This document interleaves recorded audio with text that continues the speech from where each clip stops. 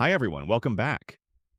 Today I'll walk you through how to connect Zoho CRM with Google Calendar, step by step, for a reliable calendar sync in 2025. First, open your browser and go to crm.zoho.com.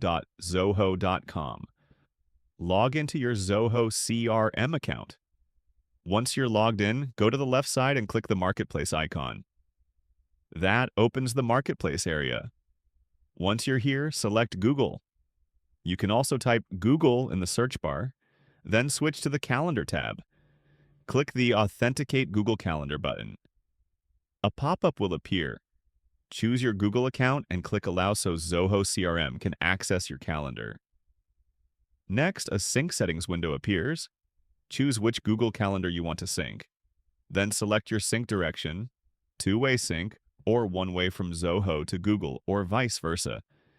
If you want Zoho CRM to automatically block time based on busy slots in your Google Calendars, toggle that option. Zoho allows you to select up to 5 calendars. Click Save, and your sync setup is complete. Here are a few things to keep in mind.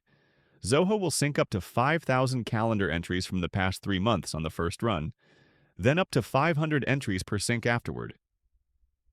Zoho to Google events appear instantly, while events created in Google may take a few minutes to appear in CRM. Recurring events aren't supported, and Google events marked free will not sync.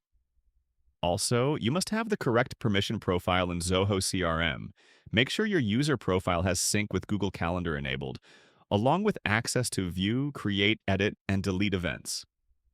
If you ever want to stop the sync, return to the same Calendar tab and click Deactivate to pause syncing or Remove to fully disconnect the integration. That's it. Zoho CRM is now connected with Google Calendar, saving you manual effort and keeping your schedule in sync effortlessly. Thanks for watching.